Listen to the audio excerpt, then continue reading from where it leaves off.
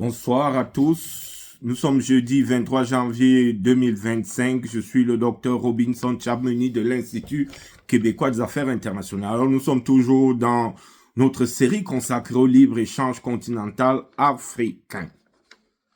Alors, la première vidéo de ce jour porte sur le thème « L'histoire de la construction de l'intégration économique africaine ».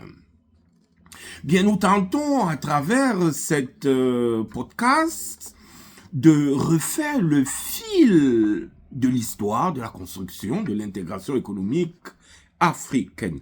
Alors, nous voulons avancer quelques dates très importantes dans la construction de cet édifice communautaire. Alors, la première date qu'il faudra retenir, c'est 1991, avec la création de la commission ou de la communauté économique africaine. Je répète, la communauté économique africaine, en abrégé la CEA, qui a été fondée par le traité d'Abuja de 1991 et qui est entré en vigueur en 1994. Alors, précisons que à travers la création de la communauté économique africaine, on est dans une logique panafricaine, c'est-à-dire que les pays africains essayent de réaliser leur unité économique et commerciale à travers la création de cette organisation panafricaine. Deuxième date, c'est la création en 1993 de l'OHADA, entendu, Organisation pour l'harmonisation en Afrique du droit des affaires, précisément le 17 octobre 1993. Alors, il faut préciser ici que 2 ans après la création de la communauté économique africaine, on crée une autre organisation africaine qui s'appelle cette fois-là l'OHADA et on passe d'une logique panafricaine à une logique grégaire. Grégaire parce que l'OHADA va regrouper 17 pays des 54 ou 55 pays africains. Et du coup, on commence à se poser la question, pourquoi devait-on créer l'OHADA seulement 2 ans après la création de la communauté économique africaine? Quand a-t-on eu le temps de négocier et au point d'adopter le traité de l'OHADA?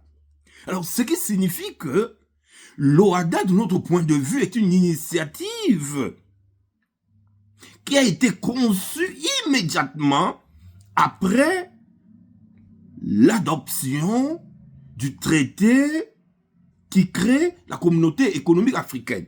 Alors, l'OHADA ressemble, de mon point de vue, à une réaction à l'issue de la création de la communauté économique africaine par 17 États africains.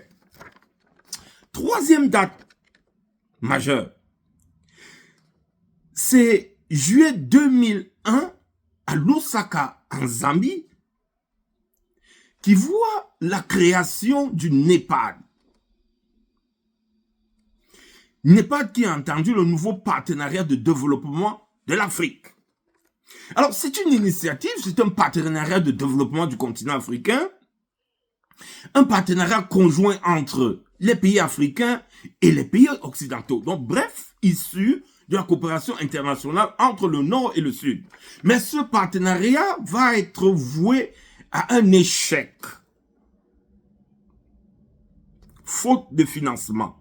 Les pays du Nord, les pays riches occidentaux, vont refuser de financer le développement de l'Afrique et le NEPAD va échouer. Quatrième date, c'est le 21 mars 2018, l'adoption à Kigali, au Rwanda, du traité de libre-échange continental africain, la ZLECAf. Donc, en 2018, on revient dans une logique panafricaine. Donc, essaie en quelque sorte de mettre en œuvre le projet qui était inclus dans le traité d'Abuja qui créait la communauté économique africaine. Alors, quand on analyse ces 4 dates et donc ce parcours, c'est un parcours qui ressemble à ce qu'on va appeler en politique au Cameroun la danse Bafia. Mais c'est quoi la danse Bafia? La danse Bafia, c'est une danse camerounaise qui est très rythmée, très surprenante, mais aussi très dansante. Alors, dans cette danse, les chorégraphes vont exécuter une chorégraphie du type Go for Before for Back. C'est une danse qui est mélangée d'avancées notoires, mais aussi de régression spectaculaire. On fait un pas en avant, 2 pas en arrière. Et on se pose la question de savoir, est-ce que l'OHADA est simplement venu torpiller le processus panafricain de création d'une zone de libre-échange continentale africaine? Ou autrement, quels sont les rapports entre la ZLECAf et l'OHADA?